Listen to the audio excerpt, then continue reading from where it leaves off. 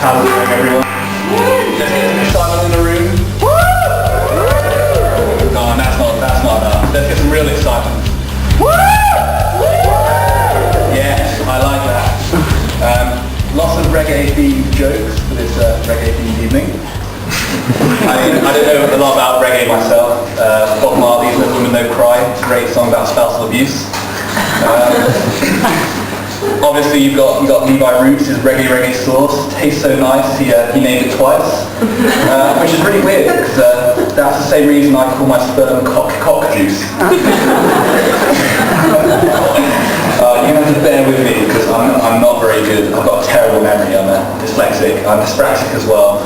Dyspraxia, if you're not sure what that means, dyspraxia is where you don't have very good spatial reasoning. So like, I'll be walking through door frames, just clip myself, pull upstairs, go to give my girlfriend a caress in the face, just full on slap her.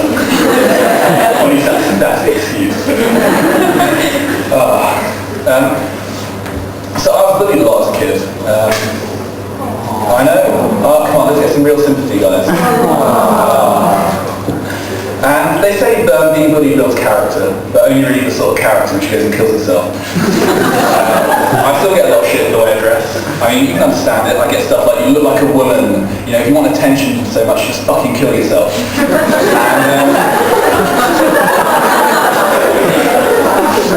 And the other day, I just had enough and I just snapped and I said, "Look, Dad, you're going to fuck me like a woman."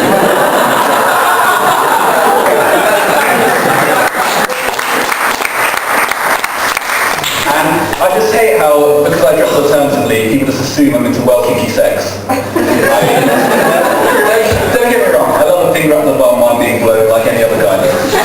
But just because I wear a dog collar doesn't mean I like to be bound and have a dildo strapped on my ass.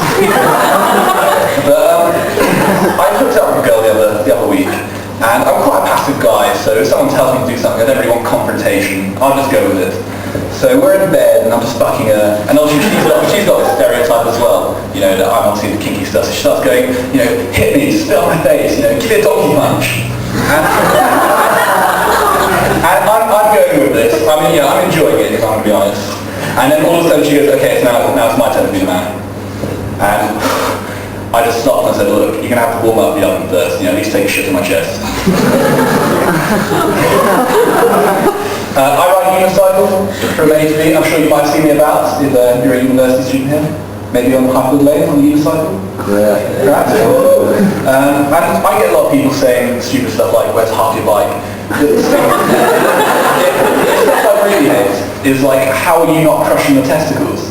Because does anyone here just understand where the testicles are in the body? They're not on your arsehole. Like, if I was to crush my testicles unicycling, then all the guys here would be crushing their testicles sat down. And it just makes you worry about what the youth are like. I was on the bus the other day, and some chatty girls get on, this is the school's let out, and this girl starts talking about how she knows black magic. My mum's a gypsy, you know, she teaches me voodoo, you know, don't fuck with me, I'll fucking get a demon to possess you. It didn't really make much sense until like her friend said, "Oh, I can't believe how cool your mum is. She lets you smoke weed.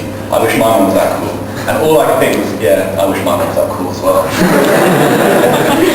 I have two siblings. Got a little brother, he's about this big. Little sister, she's about this big.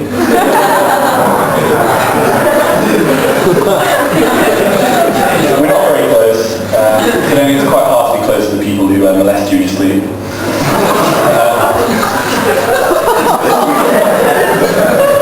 I still remember when I had the birth and beats explained to me, because I walked in with my parents having sex, and then my dad took me out of the room, and he said, "Look, son, when two people love each other very much, occasionally, you know, they tie each other up and choke each other, just to make your orgasm super amazing. But don't worry, Mummy and Daddy are fine, you know, and those tears running down your sister's face, they're tears of joy."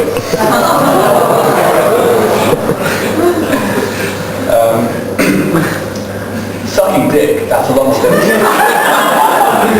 No, seriously, it's well fucking hard. I mean, I'm not gay, I'm just really flexible.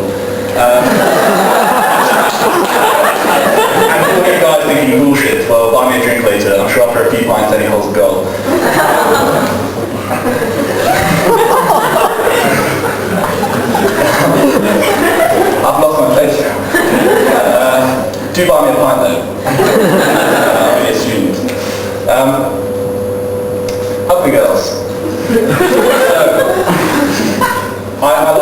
them feel good about themselves. That's how I justify the ugly girls, you know. Bam! And I do find it's all about confidence, and this is why, because there's nothing sexier in a guy than confidence. I'm sure you ladies will agree. Like, a guy comes up with confidence, you're loving it. But sometimes having a bit of a rough night, feeling low and rejected, and you just need to shag an ugly girl.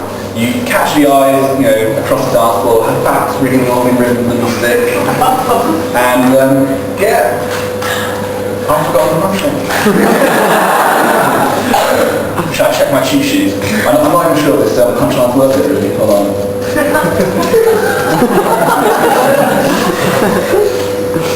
One second. There we go. It's fine. I'm the shittest of the evening, so you've got much more better comedy to wait for. You know what? No, it's not worth it.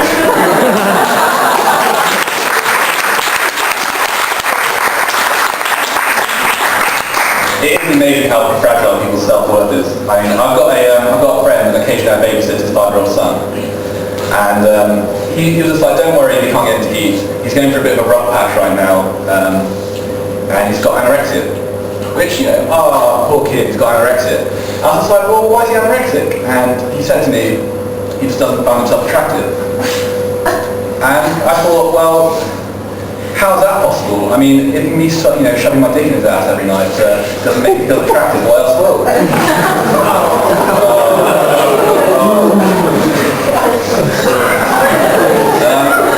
Moving on now. Religion. All the problems of religion, I think, come down to masturbation. Think about it. Islamic suicide bombers. If you can masturbate, wouldn't you feel like you're ready to explode as well?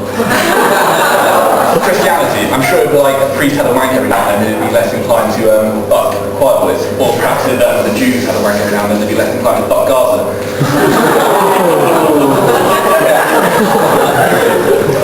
Now, don't get me wrong. I've got nothing against Christianity, but I do find Christians the most hypocritical people because they give you all this shit. You know, let he without sin cast the first stone. You know, we're all sinners in God's eyes. You know, everyone's welcome in God's embrace. But the moment you start giving your blow, this is all the punchline. The moment you start giving your boyfriend a hand job during the quiet reflection time, that's when they will kick off.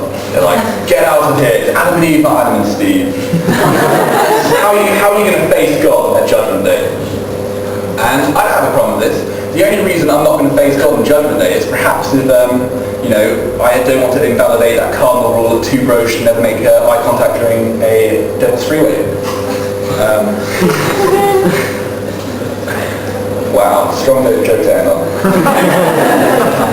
I've been Thomas Lupton. This has been my first time. You've all been very gentle.